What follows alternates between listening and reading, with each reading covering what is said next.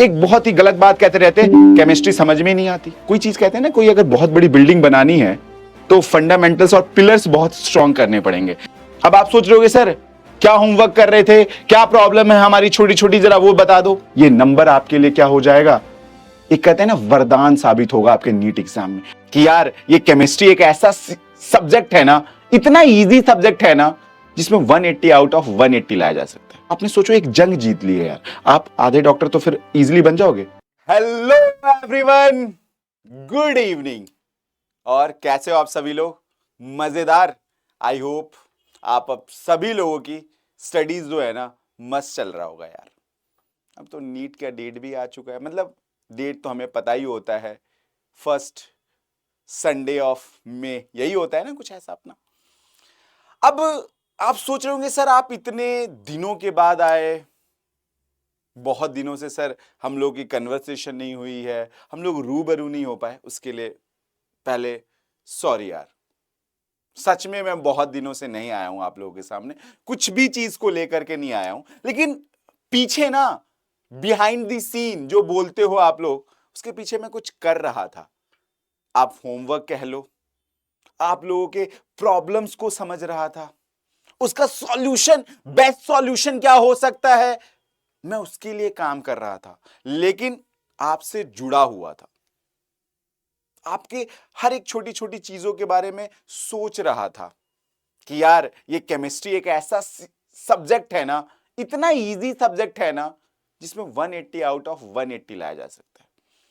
अब आप सोच रहे होगे सर क्या होमवर्क कर रहे थे, क्या प्रॉब्लम है हमारी छोटी छोटी, जरा वो बता दो। देखो बहुत सारे प्रॉब्लम लेकर आया हूं, है ना, पीछे बहुत सारे प्रॉब्लम लिखा हूं। जो मोस्ट कॉमन है उसको एक बार देखते हैं। आप लोगों के मन में सबसे पहला चीज जो चलता है ना कि सर हम लोग केमिस्ट्री सर कहां से स्टार्ट करें। बहुत सारे बच्चे यार यही सवाल का जवाब ढूंढते रहते हैं। मैं तो बहुत सारे स्टूडेंट को पढ़ाता हूं ना, मैं अपने ऑनलाइन बैचेस में पढ़ा रहा हूं, मैं अपने ऑफलाइन सेंटर में पढ़ा रहा हूं। सारे बच्चे सर मुझसे आकर के मुझसे ही पूछते हैं सर क्या पढ़े sir, sir numerical sir solve नहीं हो पा रहे हैं तो सर फिजिकल छोड़ दूं क्या, सर इनऑर्गेनिक याद नहीं हो पा रही, सर इनऑर्गेनिक भी छोड़ दे क्या, सर ऑर्गेनिक समझ में ही नहीं आ रहा है, सर उसको भी छोड़ दे क्या, सर कहां से स्टार्ट करे, क्या पढ़े, सर ये समझ में नहीं आ रहा है, सर ब्लैंक है केमिस्ट्री, सर अब कुछ नहीं होने वाला है, नंबर तो आएंगे नहीं। पहला उनका बहुत बड़ा ये प्रॉब्लम है। दूसरा वो कह रहे सर इनऑर्गेनिक जो आपने जो बोला ना एक पार्ट ऑफ द केमिस्ट्री है, सर कहां से पढ़ना है, किस जगह से पढ़े कि मुझे ज्यादा से ज्यादा स्कोर मैं कर सकता हूं। एक ना एनसीईआरटी नाम की एक बुक है हमारे पास, है ना, जिसको कोहिनूर भी बोलते हैं। आपको पता है जितने भी इनऑर्गेनिक के जो क्वेश्चंस जो बनते हैं ना उसी एनसीईआरटी लाइन से आते हैं, उसी एनसीईआरटी लाइन से आते हैं यार। वो तो यार जो कहते हैं ना सब कुछ वही है। मैं इनऑर्गेनिक के लिए क्यों बोल रहा हूं, मैं तो बोलूं कि वो फिजिकल के लिए भी और ऑर्गेनिक के लिए भी है यार। बड़े अच्छे अच्छे लाइंस दे रखे हैं उसमें। एक बार उस बुक को खोलो तो सही, उस बुक को पढ़ो तो सही, उस बुक के अंदर छिपे हुए क्वेश्चंस को करो तो सही, चाहे वो इन टेक्स्ट हो या बैक एक्सरसाइज हो, सब एक से बढ़कर एक हैं यार। आपके कंसेप्ट क्लियर हो जाएंगे, दिमाग को खोलेगा, कहेगा कि भाई कैसे होगा, उसका जवाब दो, सारे प्रॉब्लम्स निकलने लग जाएंगे। फिजिकल के भी हो जाएंगे प्रॉब्लम सॉल्व, इनऑर्गेनिक का भी और ऑर्गेनिक का भी। समझ में बात आ रही है? लाइन बाय लाइन पढ़ना है, क्वेश्चंस करने हैं।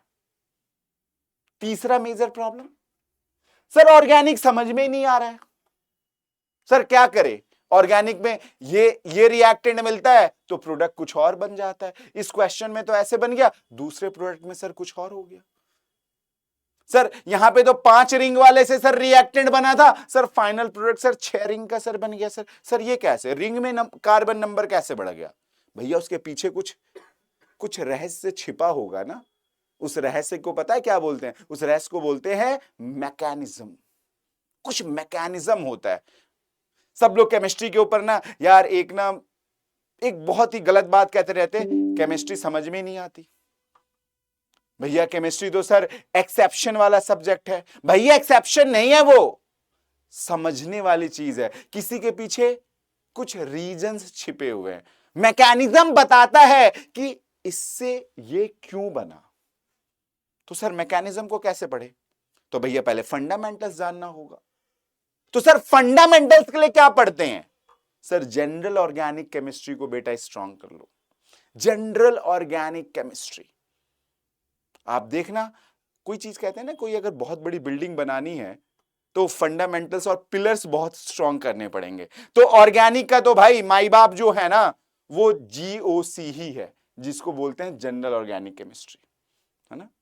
सिर्फ अब बहुत सारे बच्चे मुझे ये कहते हैं सर जीओसी तो समझ में आ गया, स्टेबिलिटी समझ में आ गया, रिएक्शन इंटरमीडिएट क्या होते हैं सर वो समझ में आ गया, sir types of organic reactions भी सर समझ में आ जाता है। लेकिन जब उनसे पूछ लो बेटा ये वाला जो इंटरमीडिएट बना है इसका नाम ये था, ये रिएक्टेंट है, ये प्रोडक्ट है, जरा बनाओ। हाँ, नोमेनक्लेचर नहीं आ रहा है, आइसोमेरिज्म नहीं आ रहा है, लेकिन जीओसी समझ लिए भैया, वो भी पार्ट है उसी का। तो मतलब ऑर्गेनिक के लिए तीन ये बेसिक चीज करो अच्छे से, नोमेनक्लेचर को अच्छे से पढ़ो, आइसोमेरिज्म को कवर करो और जीओसी को पढ़िए। आपको मैं फ्रैंकली स्पीकिंग अगर ये तीन चैप्टर भी कर लेंगे ना तो आपके 6 से 8 क्वेश्चन बन जाएंगे। 8 क्वेश्चन, 6 से 8 क्वेश्चन, टोटल 15 क्वेश्चन या 16 क्वेश्चन आते हैं ऑर्गेनिक से, 6 से 8 तो यहीं से बन जाएंगे यार, फंडामेंटल से।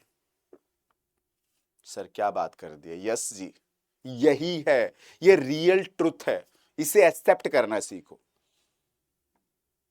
क्यों हम लोग पीछे बोलते हैं यार, शुरू से बचपन से बोला जाता है सर बेटा फंडामेंटल स्ट्रांग करो, फंडामेंटल स्ट्रांग करो, वही आज वो कंसेप्ट काम में आ रहा है। चौथा प्रॉब्लम, सर इतने सारे रिएक्शंस कैसे याद रखे? भैया हर रिएक्शंस को याद थोड़ी ना रखना पड़ता है, कुछ मेजर नेम रिएक्शन है जो कि बार बार रिपीट हो रहे हैं एग्जाम में, उसके ऊपर काम करो ना, उसको देखो ना बार बार। कोल्ब रिएक्शन पढ़ रहे हैं बार बार, सेंड मियर रिएक्शंस देख रहे हैं, रीमर टीमन रिएक्शन पढ़ रहे हैं, बार बार क्वेश्चंस आ रहे हैं। और कुछ का तो यार हमें पता होता है कि भाई अगर ये रिएजेंट है, ये रिएक्टेंट होगा तो ये हमारा एक बाई प्रोडक्ट बनेगा। किसी के साथ में कॉमन सा रिएक्शन होता है। पढ़ने का एक ना स्मार्ट तरीका भी होता है, स्मार्ट ट्रिक से बोल सकते हैं ना कि भैया ये रिएजेंट आ गया ना, इससे तो ये प्रोडक्ट बनेगा। वो कैसे आएगा, मुझे कैसे समझ में आ जाता है? भाई इससे ये बना लो, क्योंकि मैंने एक ही चीज को बार बार पढ़ा है। रिपीटिशन, रिवीजन, मुझे पता लग जाता है भाई इससे ये बना लो, ये बचा होगा, ये प्रोडक्ट होगा। एक बार ये वाला फंडामेंटल्स लगाओ, ये वाला कंसेप्ट एक बार लगाओ तो सही, देखो कैसे क्वेश्चंस बनने लग जाएंगे। कुछ इन सारी चीजों को फॉलो करना, आएगा। 30-35 नेम रिएक्शन है यार, उसको एक जगह एक A4 पेज के ऊपर लिख लो और अपने स्टडी टेबल के सामने चिपका दो, घूमते फिरते उसे देखना है। भैया इस रिएक्शन में क्या इलेक्ट्रोफाइल यूज हुआ है, इस रिएक्शन के लिए कौन सा इलेक्ट्रोफाइल है, क्या फाइनल प्रोडक्ट बनता है, माइंड में रखो, क्वेश्चंस बन जाएंगे। याद नहीं रखना होता है, बार बार देखना होता है। और सर फाइनली मैं तो बहुत सारे स्टूडेंट से यही सुनता हूं, अरे यार केमिस्ट्री कितना भी पढ़ लो 50-70 नंबर से ज्यादा नहीं आएंगे। पढ़ने का तरीका गलत है ना, इसीलिए नंबर नहीं आएंगे। पढ़ने का तरीका सही कर लेंगे तो यही 50-70 नंबर 150 नंबर कब बन जाए पता भी नहीं चले। छोटा सा चेंज लाना है, छोटा सा चेंज, एक छोटा सा चेंज लाइए, ये नंबर आपके लिए क्या हो जाएगा, एक कहते हैं ना वरदान साबित होगा आपके नीट एग्जाम में। अगर आपने केमिस्ट्री में अच्छा स्कोर कर लिया, कर रहे हैं ना, या कर लिया, तो आपने सोचो एक जंग जीत ली है यार। आप आधे डॉक्टर तो फिर इजीली बन जाओगे। बहुत सारे बच्चे तो इसको लाइटली लेते हैं, अरे यार छोड़ो यार, नहीं पढ़ते हैं केमिस्ट्री यार, कौन याद करेगा इतना सारा। याद नहीं करना है, मेरे मुंह से आप कभी ये नहीं सुनोगे कि इसको याद करना है, तरीका बदलना है, बस नंबर आएंगे। तो फिर अब सर बात ये आ रही है, आपने प्रॉब्लम बता दिया, क्या क्या करना चाहिए थोड़ा बहुत वो बता दिया, सर आपने होमवर्क तो कुछ किया है इन सारे प्रॉब्लम के ऊपर, क्या सॉल्यूशन लाए हो जरा एक बार ये बता दो, और मैं आपको उस चीज के लिए जो चीज मैं आज तो ये है सॉल्यूशन, केमिस्ट्री विथ सीजी। बहुत ही सिंपल तरीके से, बहुत ही इजी वे में और बहुत ही ट्रिकी वे में हम लोग केमिस्ट्री पढ़ने वाले हैं। और भैया मिशन तो रहेगा अपना 180 आउट ऑफ 180, 180 आउट ऑफ 180, और हम लोग ये सब कुछ लाने के लिए कोशिश करेंगे, ये पूरा मार्क्स लाने के लिए कोशिश करेंगे। समझ में बात आ रही है? एकदम अच्छे से। Chemistry with CG. भैया आज से अगर मैं बात करूं ना, अप्रॉक्स क्या है, 120 डेज, अप्रॉक्स में 1-2 दिन कम हो सकता है, लेकिन 120 डेज है अपने पास नीट का फाइनल एग्जाम होने में।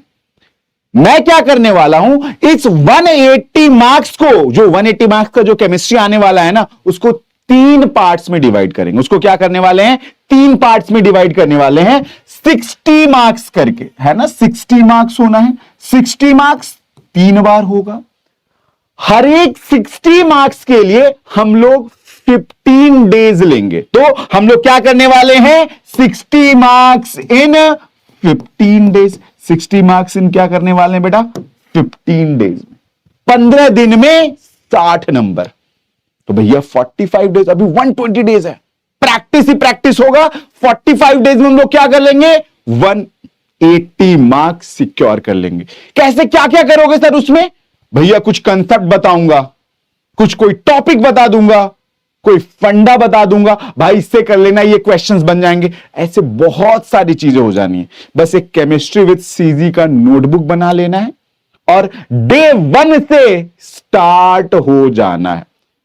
और मैं ये गारंटी लेता हूं, और आप अपनी हार्ड वर्क से, हम दोनों लोग जब मिल जाएंगे ना, तो भैया ये 180 नंबर कोई बड़ा नंबर नहीं है, कोई बड़ी जंग नहीं है, हम लोग मिल करके जीत लेंगे। ये बात आ रही, बात समझ में? तो हम लोग ये क्लास सैटरडे से स्टार्ट करने वाले हैं, सैटरडे से स्टार्ट करने वाले हैं, और ये क्लासेस मोस्ट प्रोबेबली इवनिंग में ही होगी। अगर आप लोग कोई और सजेशन दे पा रहे हो टाइम को लेकर के, तो प्लीज कमेंट बॉक्स में बता देना कि कब आप लोग कंफर्टेबल हो। वैसे मैंने सोचा है 7 o'clock, और हम लोग ये सीरीज जो है केमिस्ट्री विद सीजी सीरीज, हम लोग सैटरडे से स्टार्ट करने वाले। बात आ रही, बात समझ में? तो हम लोग मिलते हैं सैटरडे को इवनिंग में with day 1। Okay, bye bye, take care.